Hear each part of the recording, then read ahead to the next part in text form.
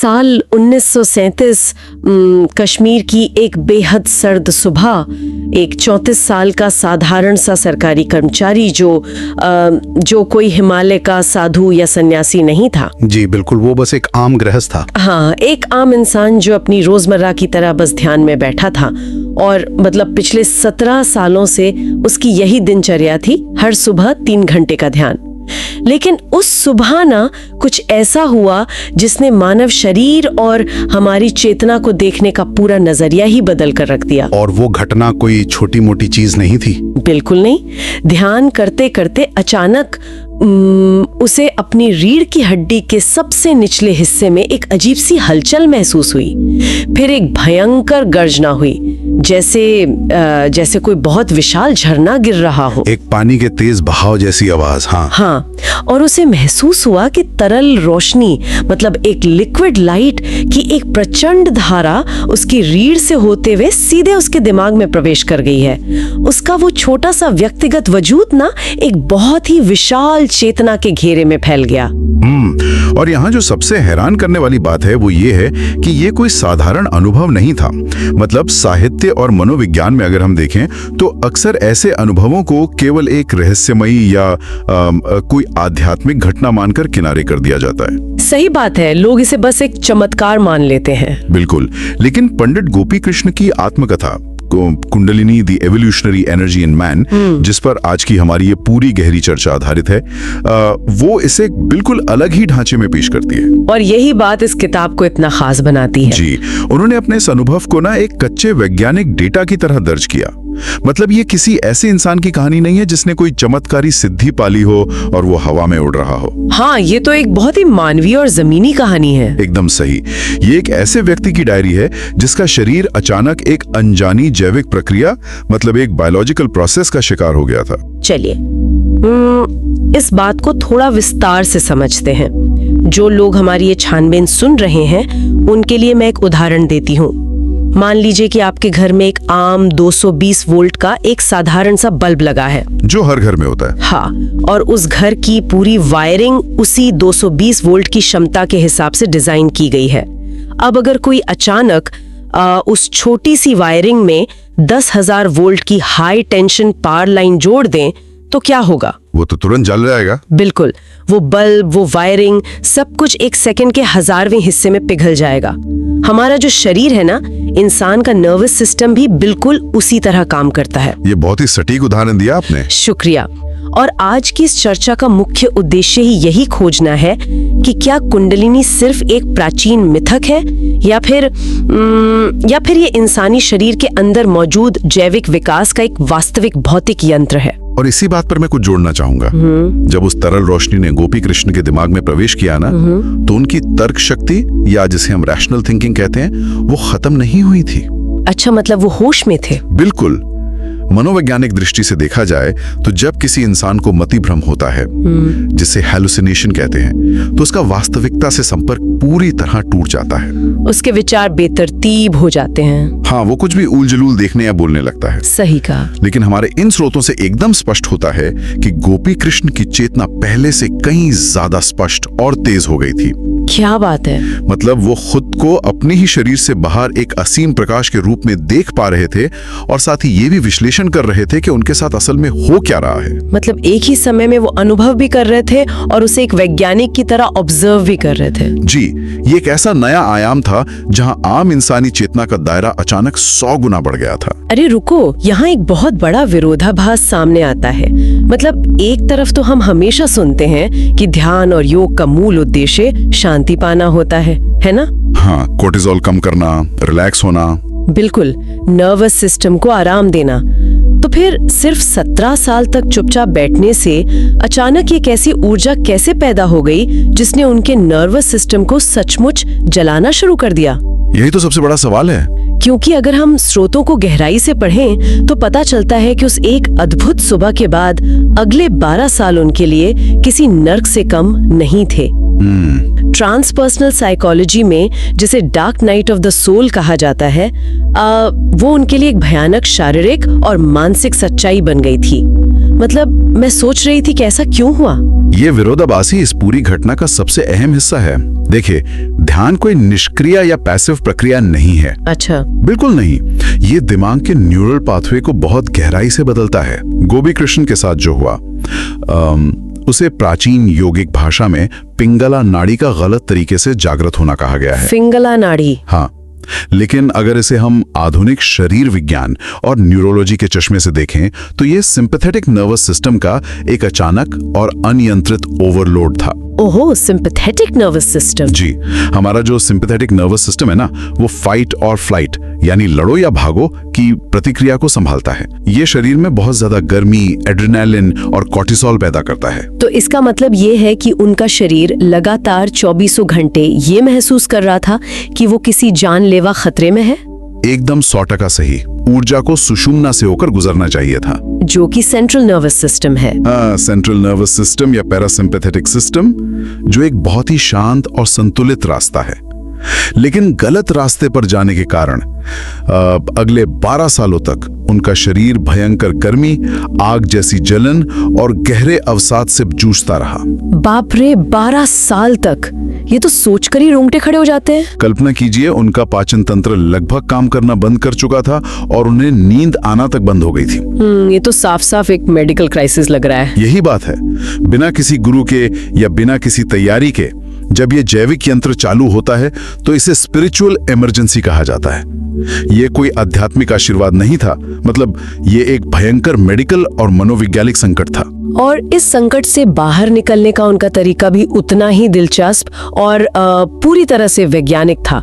मतलब उन्हें कोई मंत्र या पूजा पाठ काम नहीं आया। नहीं, बिल्कुल नहीं। उनकी जान बचाई ग्राउंडिंग की प्रक्रिया ने। स्रोतों के अनुसार उनके भोजन का समय, एक बहुत ही सख्त डाइट और सबसे बड़ी बात, उनकी पत्नी का बिना शर्त समर्थन उनके लिए जीवन दान बना। पत्नी का साथ बहुत अहम था इस पूरे सफर में। जी, उन्हें अपने उस अनियंत्रित ऊर्जा को शांत करने के लिए खुद को इस भौतिक दुनिया से जोड़ना पड़ा, जैसे बागवानी करना, कला पर ध्यान देना और भारी भोजन भरना। ये सब वो तरीके थे जिन्होंने उनके दिमाग को वापस भौतिक वास्तविकता में खींचने का काम किया। अगर हम इसे शरीर विज्ञान के नजरिए से देखें ना, तो भारी भोजन और शारीरिक काम पैरासिम्पैथेटिक नर्वस सिस्टम को सक्रिय करते हैं, जो शरीर को शांत करता है। हाँ, जो शरीर को रेस्ट और डाइजेस्ट यानी आराम करने और पचाने का संकेत देता है। गोपी कृष्ण ने अनजाने में ही अपने उस ओवरलोडेड नर्वस सिस्टम को शांत करने का एक न्यूरोलॉजिकल तरीका खोज लिया था। मतलब उन्हें शरीर को यह विश्वास दिलाना था कि उसे किसी ऊर्जा के महाविस्फोट से लड़ना नहीं है, बल्कि जमीन से जुड़े रहना है। बिल्कुल, उन्हें खुद को प्राउंड करना था। 12 साल के इस खौफनाक संघर्ष के बाद जब उनकी ऊर्जा आखिर में स्थिर हुई, तब जाकर गोपी कृष्ण का कुंडलिनी हाइपोथेसिस सामने आया। और मुझे लगता है कि इसी ने इस पूरी चर्चा को एक नया मोड़ दे दिया। हाँ, ये सबसे बड़ा टर्निंग पॉइंट था। उन्होंने इसे धर्म की किताबों और साधुओं की गुफाओं से निकालकर सीधा जीव विज्ञान की लैबोरेटरी में रख दिया। उनका दावा था कि ये जो ऊर्जा है, जिसे प्राचीन ग्रंथों में प्राण कहा गया है, वो असल में हमारे शरीर के प्रजनन तंत्र से, मतलब हमारे रिप्रोडक्टिव सिस्टम से जुड़ी हुई है। और इस परिकल्पना की गहराई को समझना हमारे लिए बहुत जरूरी है। गोपी कृष्ण का तर्क ये था कि मानव शरीर में जो प्रजनन ऊर्जा एक नए जीवन को जन्म देने की क्षमता रखती है, वही ऊर्जा एक विशेष जैविक प्रक्रिया के तहत ऊपर की ओर मुड़ सकती है। ऊपर की ओर मतलब दिमाग की तरफ? जी, जब ये कुंडलिनी यंत्र जागृत होता है तो शरीर का नर्वस सिस्टम जननांगों और शरीर के अन्य ऊतकों से एक बेहद सूक्ष्म, शक्तिशाली जैविक सार खींचने लगता है। ये तो बहुत ही गहरा कॉन्सेप्ट है ना?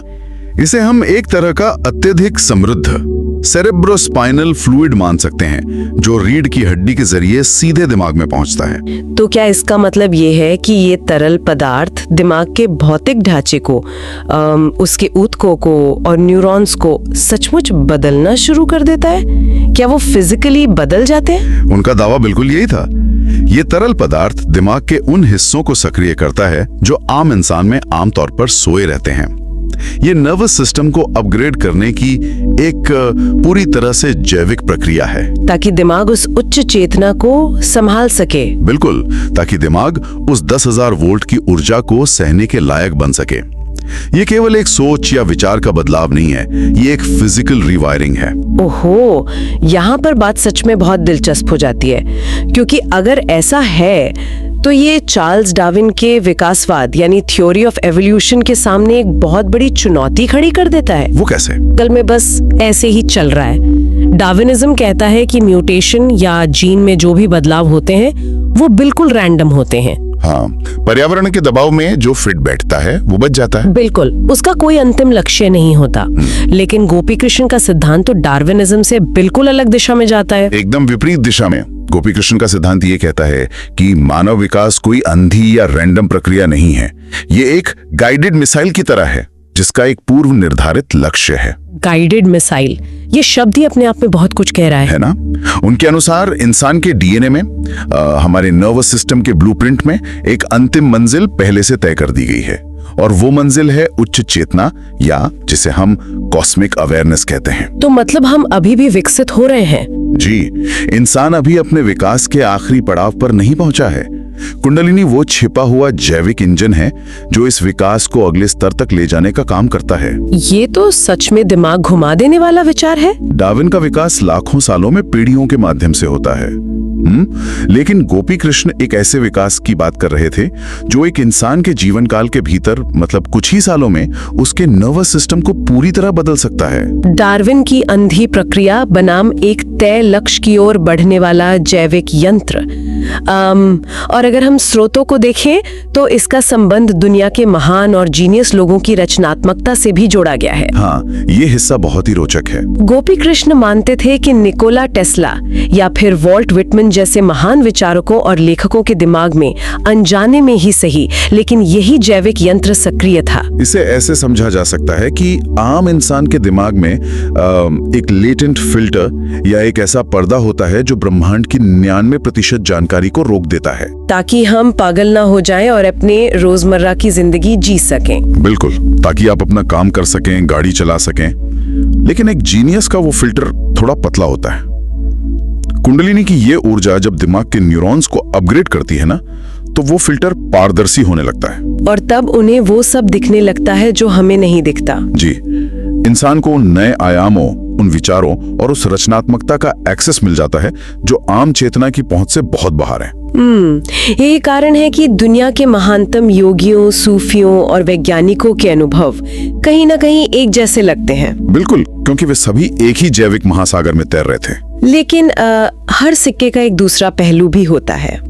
स्रोतों में इस बात का भी बहुत गहराई से जिक्र है कि जब ये फिल्टर टूटता है और इंसान का नर्वस सिस्टम उस ऊर्जा के लिए तैयार नहीं होता, तब क्या होता है? और वो बहुत ही खतरनाक स्थिति होती है। गोपी कृष्ण का स्पष्ट मानना था कि गंभीर मानसिक बीमारियां, विशेषकर सिजोफ्रेनिया, इसी कुंडलिनी ऊर्जा के गलत दिशा में जाने का परिणाम हो सकती हैं। ये एक बेहद क्रांतिकारी विचार है जो आज की मॉडर्न साइकियाट्री को सोचने पर मजबूर कर सकता है। मतलब मनोविज्ञान को अपना पूरा नजरिया बदलना पड़ सकता है। बिल्कुल, जब यह ऊर्जा बिना किसी तैयारी के दिमाग में पहुंचती है तो जो लिक्विड लाइट उच्च चेतना का कारण बन सकती थी, वो एक बेकाबू बाढ़ बन जाती है। बाढ़? हाँ, तो क्योंकि वायरिंग तो तैयार ही नहीं है ना। सही कहा। व्यक्ति का दिमाग उस असीम जानकारी को प्रोसेस ही नहीं कर पाता, उसे आवाजें सुनाई देने लगती हैं, वो गंभीर भ्रम का शिकार हो जाता है। तो आप कह रहे हैं कि एक जीनियस, एक योगी और एक मानसिक रूप से बीमार व्यक्ति, इन तीनों के अनुभवों का जो मूल स्रोत है वो एक ही जैविक यंत्र हो सकता है? जी बिल्कुल। फर्क सिर्फ इतना है कि योगी ने उस ऊर्जा के सागर में तैरना सीख लिया है, जबकि मानसिक रूप से बीमार व्यक्ति उसमें बस डूब रहा होता है। तो अब यहाँ एक बहुत ही अहम सवाल उठता है। जी पूछिए। अगर ये बात सच है, अगर प्रतिभा, रहस्यमय अनुभव और मानसिक बीमारियां सब एक ही जैविक तंत्र से जुड़े हुए हैं, तो फिर दुनिया भर की जो लैबोरेटरीज हैं उनमें इस पर युद्ध स्तर पर रिसर्च क्यों नहीं हो रही है? ये सवाल तो लाजमी है। मतलब अगर ये मानवता के विकास का अगला कदम है, तो ये मुख्य धारा के विज्ञान का हिस्सा क्यों नहीं है? आज के वैज्ञानिक इस पर खुलकर बात क्यों नहीं कर रहे हैं? आपको बता दो, इस सवाल ने गोपी कृष्ण को भी जीवन भर परेशान किया था। अच्छा। हाँ, उन्होंने अपना बचा हुआ पूरा जीवन इसी शक्ति के वैज्ञानिक अध्ययन को बढ़ावा देने में लगा दिया। यहां तक कि उन्होंने जर्मन भौतिक वैज्ञानिक कार्ल फ्रेडरिक वॉन वाइसेकर जैसे बहुत ही प्रतिष्ठित वैज्ञानिकों के साथ संवाद भी किया। तो फिर रुकावट कहाँ आई? समस्या ये है कि आधुनिक विज्ञान का जो ढांचा है वो पूरी तरह से मटीरियलिस्टिक या भौतिकवादी है।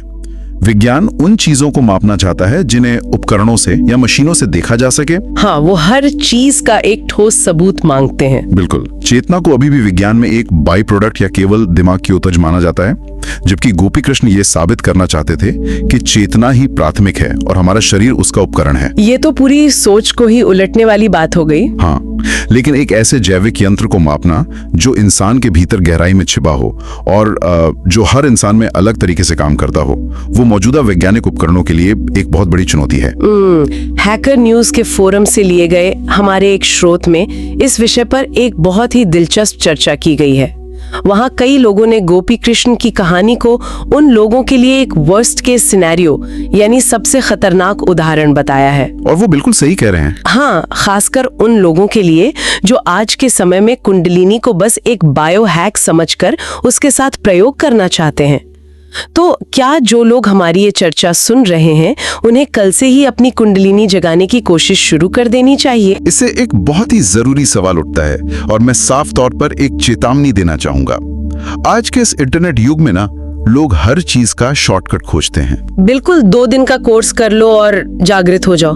हाँ, लोगों को लगता है कि कुछ खास तरह की सांस लेने की तकनीकें या किसी पहाड़ पर कुछ दिनों का रिट्रीट उन्हें तुरंत जागृत कर देगा। लेकिन सच्चाई तो कुछ और ही है। गोपी कृष्ण की अपनी किताबें और अन्य शोधकर्ताओं के दस्तावेज इस बात की सख्त मनाही करते हैं। डॉक्टर चौधरी के एक लेख में तो इसे साफ तौर पर आग से खेलने के समान कहा गया है। आग से खेलना?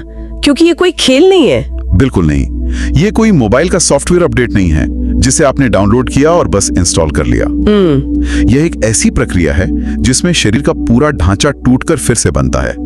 अगर व्यक्ति का शरीर, उसका तंत्रिका तंत्र और उसका मानसिक संतुलन इस ऊर्जा के झटके को सहने के लिए दशकों की तैयारी से नहीं गुजरा है, तो ये उसे सीधे पागलपन की कगार पर धकेल सकता है। बदले 10,000 वोल्ट की लाइन जोड़ने की जिद कर रहे हैं, जिसका परिणाम सिर्फ और सिर्फ तबाही होगा। ठीक है, ही बात है। ये एक प्राकृतिक जैविक विकास है। इसे जबरदस्ती खींचकर बाहर नहीं निकाला जा सकता। इसके लिए एक अत्यधिक संतुलित जीवन, शुद्ध आहार, भावनात्मक स्थिरता और एक निस्वार्थ चरित्र की आवश्यकता होती है। मतलब ये एक बहुत ही लंबा और धैर्य वाला रास्ता है। ये सब नर्वस सिस्टम को उस भारी वोल्टेज के लिए तैयार करने की बहुत ही धीमी और लंबी प्रक्रियाएं हैं। तो इस पूरी गहरी चर्चा का सार अगर निकाला जाए तो गोपी कृष्ण की कहानी हमें एक बहुत ही असाधारण जगह पर लाकर खड़ी कर देती है। बिल्कुल, एक नए मोड़ पर। उन्होंने ये साबित करने की कोशिश की कि विज्ञान और अध्यात्म 2 अलग-अलग दिशाओं में जाने वाली ट्रेनें नहीं हैं। वे एक ही जैविक सच्चाई के 2 पहलू हैं, जिसे हजारों सालों से धर्म ग्रंथों में रहस्यमय भाषा और प्रतीकों में छिपा कर रखा गया था। वो दरअसल हमारी अपनी बायोलॉजी, हमारे नर्वस सिस्टम और हमारे एवोल्यूशन का एक हिस्सा है। और उनका जीवन इस बात का एक जीता जागता दस्तावेज है कि मानव शरीर में एक स्लीपिंग इवोल्यूशनरी मैकेनिज्म मौजूद है, एक सोया हुआ तंत्र। जी। दुनिया की वर्तमान समस्याएं, युद्ध, लालच, मानसिक तनाव और पर्यावरण का विनाश, इन सब का स्थायी हल बाहर की दुनिया में नहीं है। तो कहाँ है? वो इंसान के भीतर मौजूद इसी जैविक यंत्र को समझने और सही दिशा में विकसित करने में छिपा हो सकता है। जो लोग इस चर्चा को सुन रहे हैं उन्हें ये एहसास होना चाहिए कि इंसान का विकास अभी पूरा नहीं हुआ है। हमारे दिमाग और शरीर में अभी भी ऐसे बंद दरवाजे हैं जिनके पीछे वो क्षमता छिपी है जो हमारी पूरी प्रजाति के वजूद को जड़ से बदल सकती है, एक नई दिशा दे सकती है। एक अधूरी रचना है जो अभी अपनी अंतिम मंजिल की तरफ बढ़ रही है। और वो अंतिम मंजिल कोई भौतिक सुख या तकनीकी प्रगति नहीं, बल्कि चेतना का एक ऐसा विस्तार है जहां इंसान खुद को ब्रह्मांड से अलग नहीं बल्कि उसका एक अभिन्न हिस्सा महसूस करता है। जी, गोपी कृष्ण ने इसी जैविक नियति की ओर इशारा किया है। आज की इस गहरी छानबीन को खत्म करने से पहले एक विचार जो मुझे अंदर तक झकझोर रहा है वो मैं छोड़कर जाना चाहूंगी। गोपी कृष्ण के अनुसार कुंडलिनी एक प्राकृतिक जैविक विकास है जो इंसान को उच्च चेतना की ओर ले जाने के लिए डिजाइन किया गया है। जी। इसे जागृत होने और सही से काम करने के लिए नर्वस सिस्टम में शांति, ठहराव और एक गहरे संतुलन की जरूरत होती है।